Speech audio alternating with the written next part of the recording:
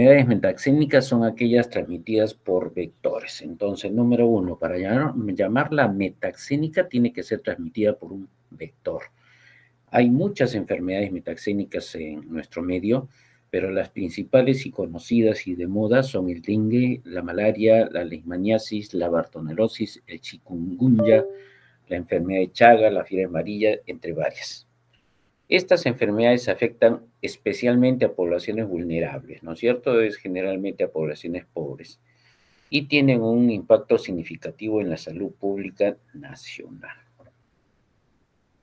El apoyo normativo en enfermedades metaxénicas en los últimos años, y mejor hablar en los últimos gobiernos, ha sido bastante, ha sido bien amplia.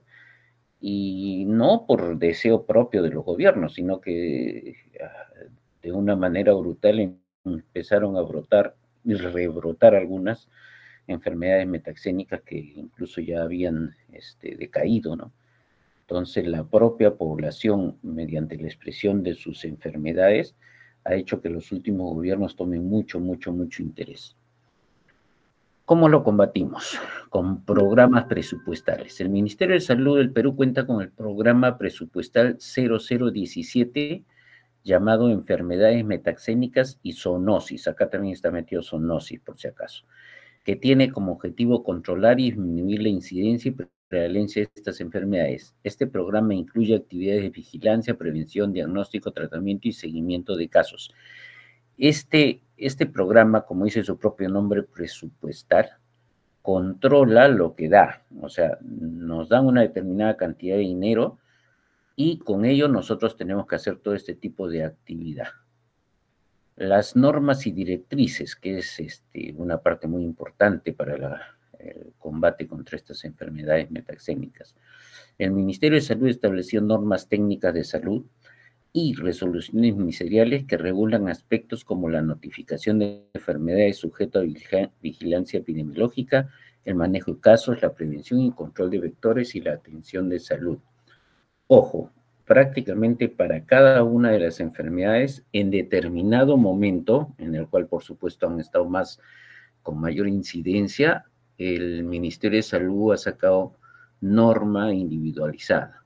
Últimamente, y cuando hablo de últimamente estoy hablando a partir del 2016, 2019, se ha llegado a juntar alguna de ellas, más que nada porque su medio de transmisión es muy parecido, incluso su vector es el mismo. Avancemos. También usamos un plan estratégico que ha sido propuesto, validado y fundamentado por el Ministerio de Salud, con la intención pues de prevención y control de enfermedades metaxénicas y guiar las acciones en este ámbito. También tenemos la participación de los municipios con las ordenanzas municipales. Algunas municipalidades han emitido ordenanzas para la prevención y control de enfermedades metaxénicas. Deben haber visto, espero, noticias, oído o leído en las últimas semanas aquí en Tacna, ¿no? Por la aparición de uno de los vectores y el temor de que se empiece a producir dichas, enfermedades producidas por ese vector. Entonces, ahí ha habido una buena participación de varias de las municipalidades de nuestra provincia con la finalidad de hacer un control y prevención del mosquito. Y colaboración intersectorial, se fomenta la colaboración entre diferentes sectores como salud, agricultura, ambiente, educación en general, para abordar de manera integral la problemática de las enfermedades metaxénicas. Bueno, acá con una generalidad, ¿no? La malaria es una enfermedad transmitida por... Doctor, dime. Disculpe, Dime. no está pasando las diapositivas. Ahora, ¿en qué nos hemos quedado?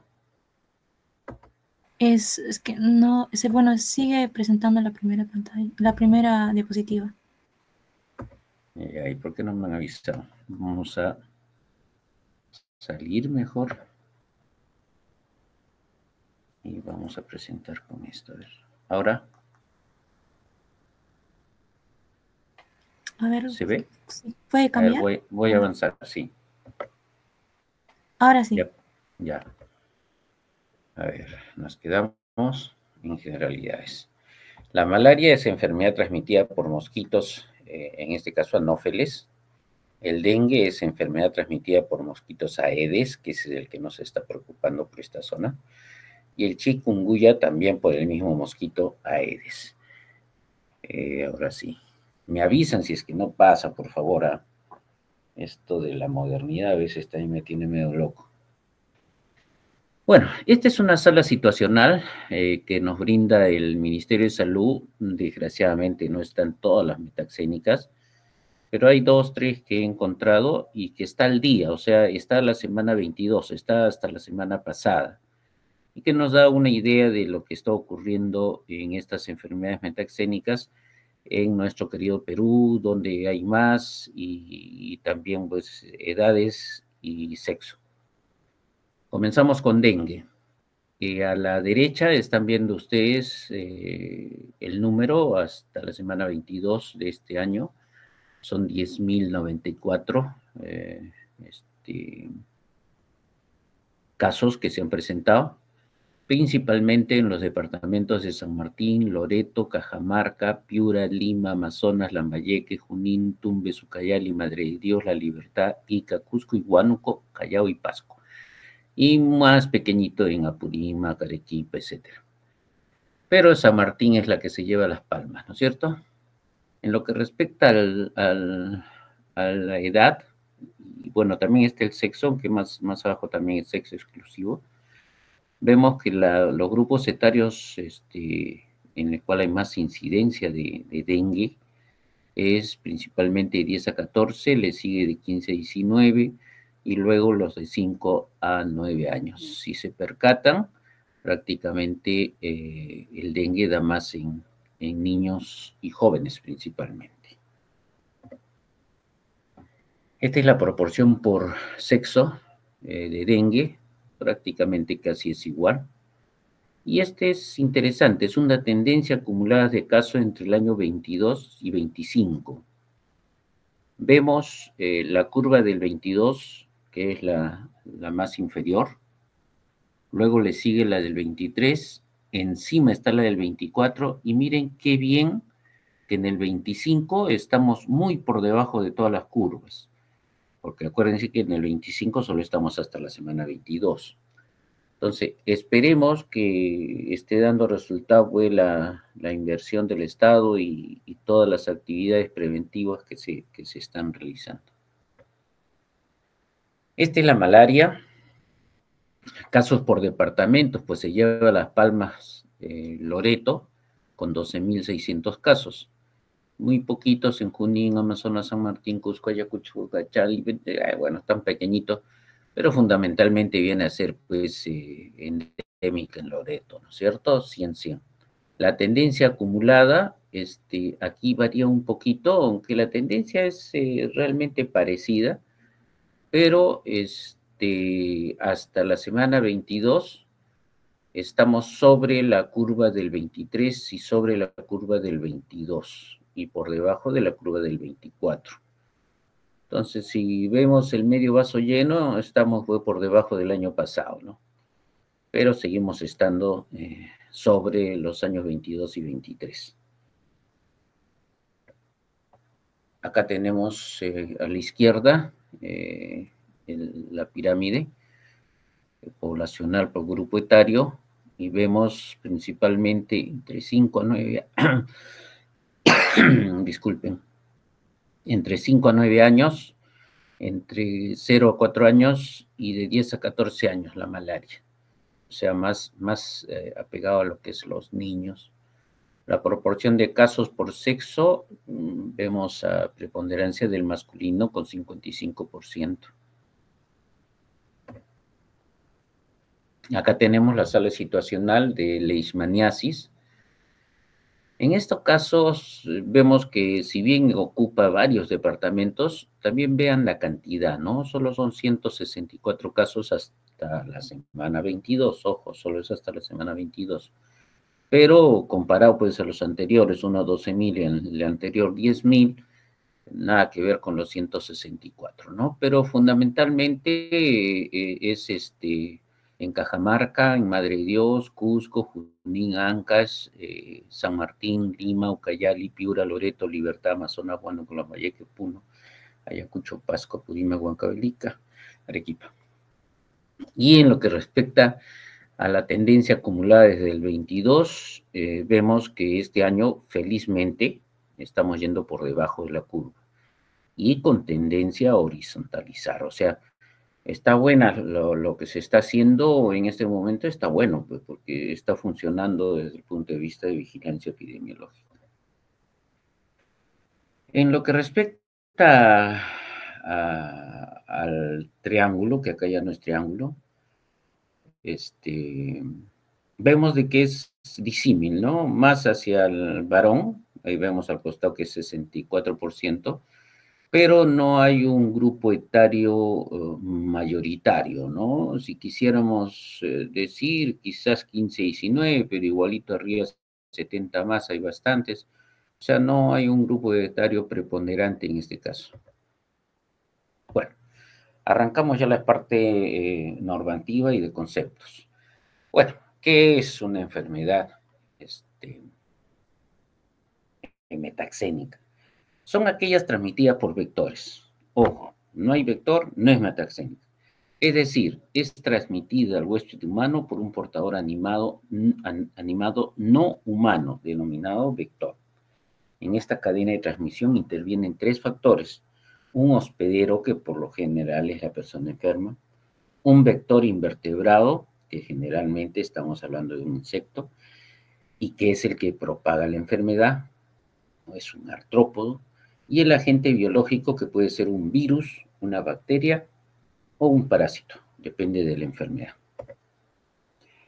Acá tenemos la cadena de transmisión, el hospedero, una persona enferma, el vector invertebrado, tenemos ahí al famoso mosquito Aedes, que es inconfundible con sus manchitas blancas, que es lo que estamos buscando ahora, ¿no es cierto? Los mosquitos con las manchitas blancas.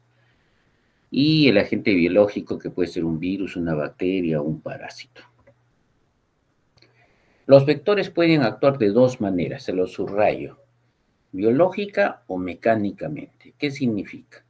Los vectores mecánicos solo transportan el microorganismo, o sea, chupan a la persona enferma, transportan al microorganismo, llámese virus, parásito, y en cambio, en los vectores biológicos, el agente se desarrolla y multiplica antes de volverse infectivo, o sea, toma la sangre con el respectivo microorganismo contagiante, se produce un desarrollo dentro del vector, dentro del vector, y recién se vuelve contagiante. Y al momento de picar a un nuevo humano, le puede recién transferir. Entonces, mecánicamente, lo que chupa el microorganismo lo transfiere. Biológicamente, tiene que primero el microorganismo pasar por una etapa de desarrollo dentro del vector y recién se hace contagiante. ¿De acuerdo? Los vectores mecánicos transmiten el agente de un hospedero a otro sin que se desarrolle en el vector alguna fase vital de su ciclo biológico. Es lo que les estaba conversando. Empezamos con el dengue. El dengue es una enfermedad viral aguda. Si estoy diciendo viral, pues estoy siendo claro de que es transmitido por un virus. Es endemoepidémica. ¿Qué quiere decir? Endémica porque siempre está en algún lugar. Epidémica porque de vez en cuando hace picos, y se masifica. De ahí se tranquiliza otra vez hasta el siguiente pico epidémico. Transmitido por la picadura de mosquitos hembras del género Aedes. Acuérdense que en este caso, de todos los mosquitos, las hembras son las que pican en busca de sangre, y los machos son vegetarianos, ¿no? O sea, no consumen sangre, son solo las mosquitas hembras las que transmiten, y de igual manera las enfermedades.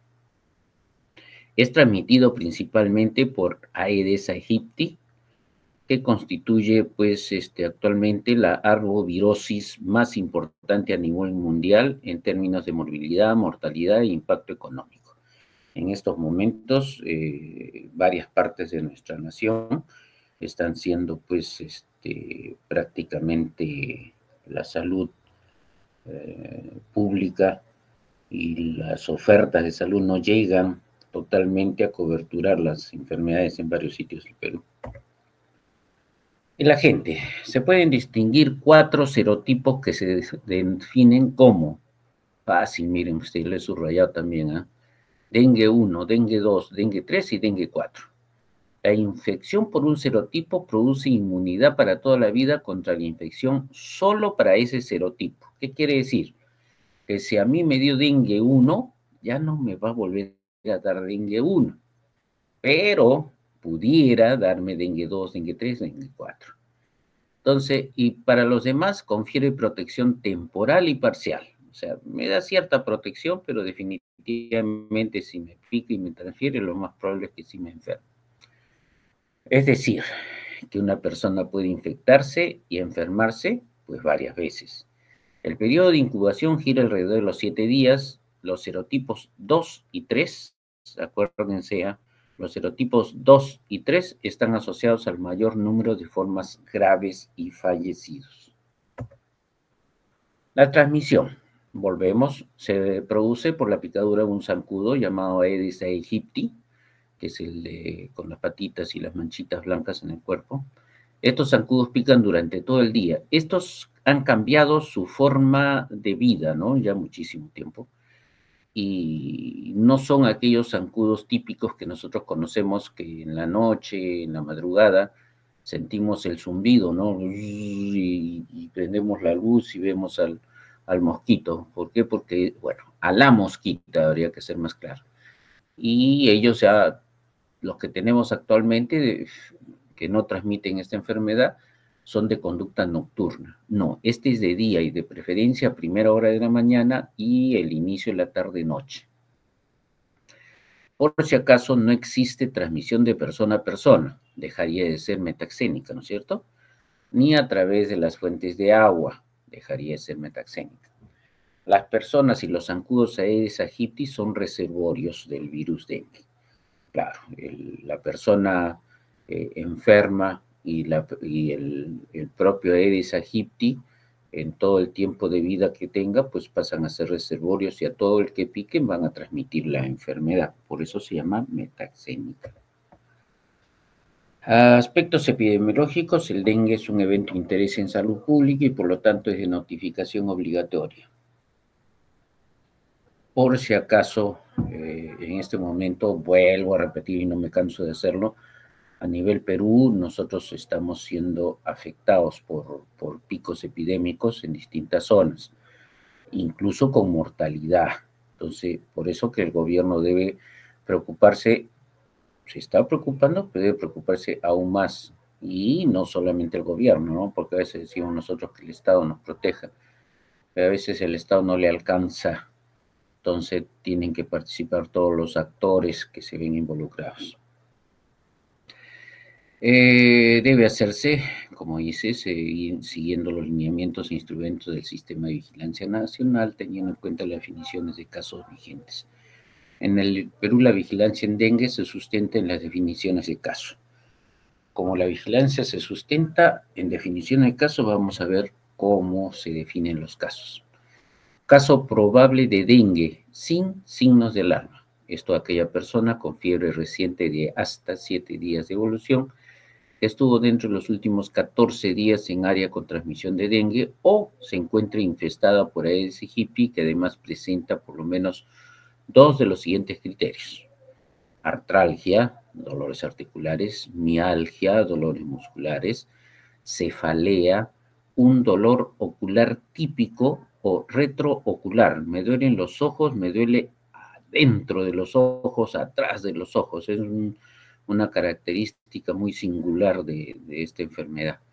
Dolor lumbar, que se expresa como dolor de espalda, de cintura, y a veces también con una erupción cutánea tipo rash. No se evidencia ningún signo de alarma grave. El caso confirmado de dengue por laboratorio, así se llama el caso confirmado de dengue por laboratorio. Es todo caso probable de dengue que tenga resultado positivo a una o más de las pruebas de laboratorio. ¿De acuerdo? Entonces ya sabemos las denominaciones de caso para poder notificar. El cuadro clínico, generalmente la primera manifestación clínica es la fiebre y intensidad variable, se asocia generalmente a dolores de cabeza, vómitos, dolores del cuerpo, como decíamos. En los niños es frecuente que la fiebre sea la única manifestación o no llegue a manifestar claramente otra signología, ¿no? Pero bueno, la fiebre sí, porque la estamos tocando, la estamos midiendo.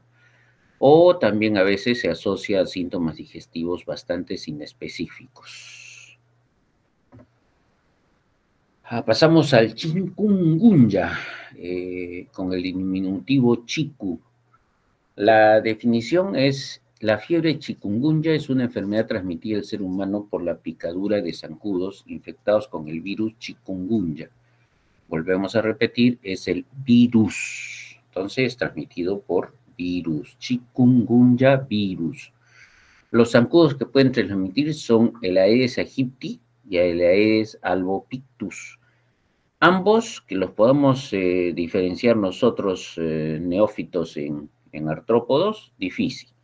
Las famosas manchitas blancas es lo único que nosotros podemos reconocer y que es común en ambos, ¿no? Entonces, pero el principal sigue siendo siempre el Aedes aegypti, y que incluso en muchas áreas de Perú, en el cual ellos son endémicos, está inhibiendo a la Aedes albopictus.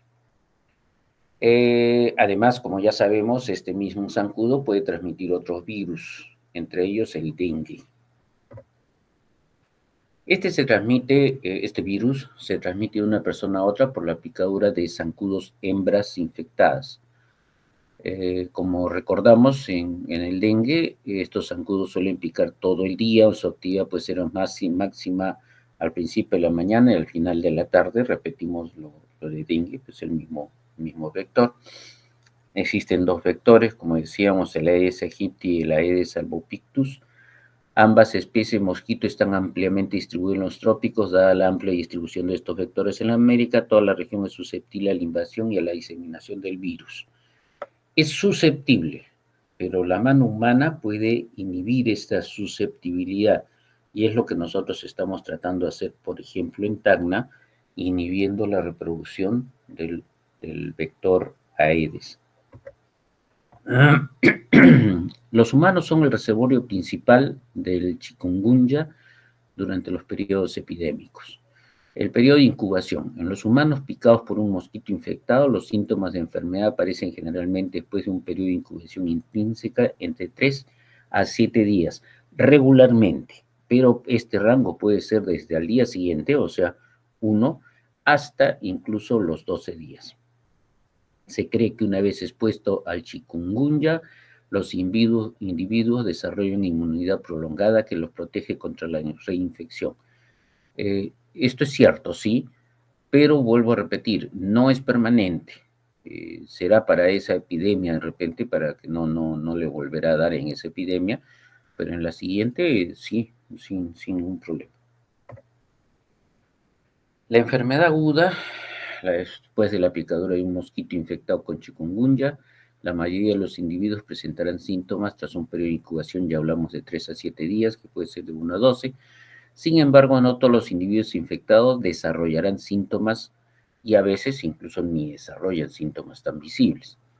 La enfermedad aguda generalmente se caracteriza por inicio súbito de fiebre alta, y cuando hablamos de alta estamos hablando de 39, 40 grados, y dolores articulares severos. Otros signos y síntomas pueden incluir cefalea, dolor de cabeza, dolor de espalda difuso, mialgias, náusea, vómito, poliartritis, conjuntivitis. La fase aguda dura entre 3 y 10 días. Algunos dicen que el dolor de espalda, de huesos y de músculos es tan severo en algunas personas que algunos le han llamado la enfermedad de quebrantahuesos. La malaria, conocida también como paludismo o terciana. ¿Por qué paludismo? ¿Por qué terciana a la malaria? Paludismo porque viene de la palabra latina palus, que es zonas de agua o pantanos, porque pues, desde larga data se supo que donde había pantanos y agua, pues había esta enfermedad. Y terciana porque tiene la característica que cada tercer día hay picos extremos de temperatura.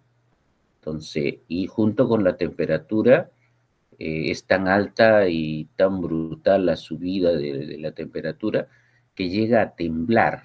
Entonces, el enfermo tiembla. Entonces, a eso le llaman también terciana, ¿no? La malaria es una parasitosis febril aguda ocasionada por parásitos.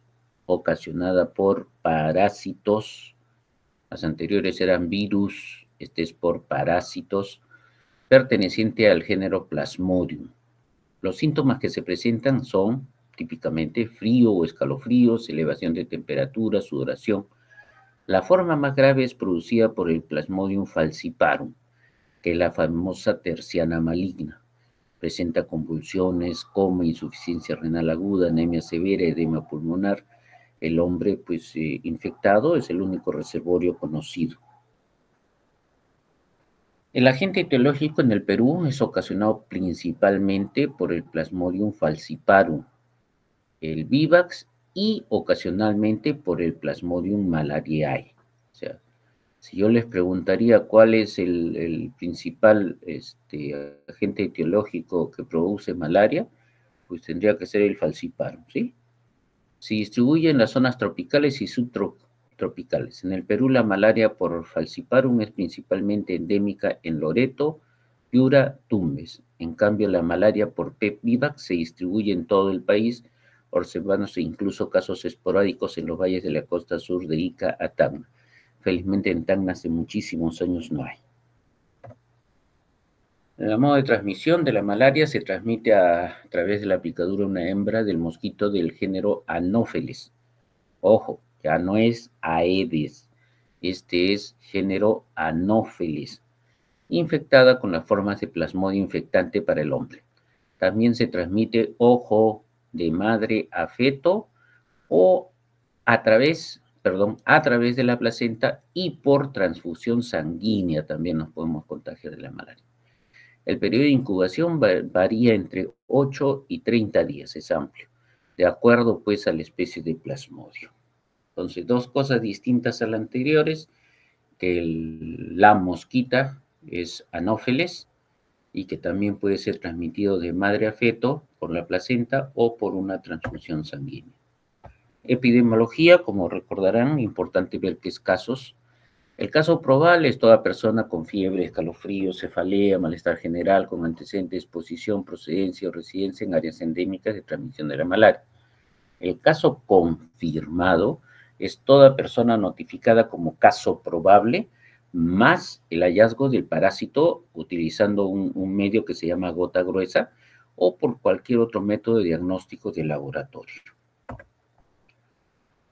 Acá una visión así a vuelo de pájaro de otras enfermedades metaxénicas que también se dan en nuestro Perú, pero como veíamos en los cuadros en una mucha menor cantidad, pero es bueno que también los conozcamos. La leishmaniasis es una enfermedad causada por parásitos del género Leishmania, transmitido por mosquitos Phlebotomus. Entonces ya tenemos otra característica, ¿no es cierto?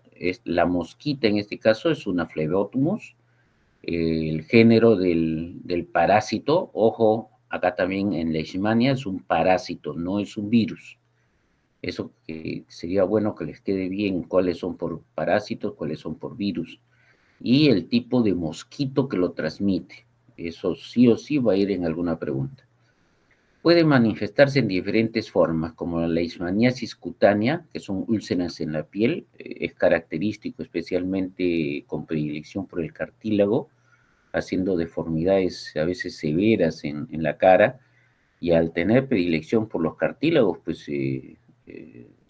entre comillas, desaparecen orejas, desaparece nariz, quedan huecos. Es a veces bastante traumatizante ver a un paciente con leishmania.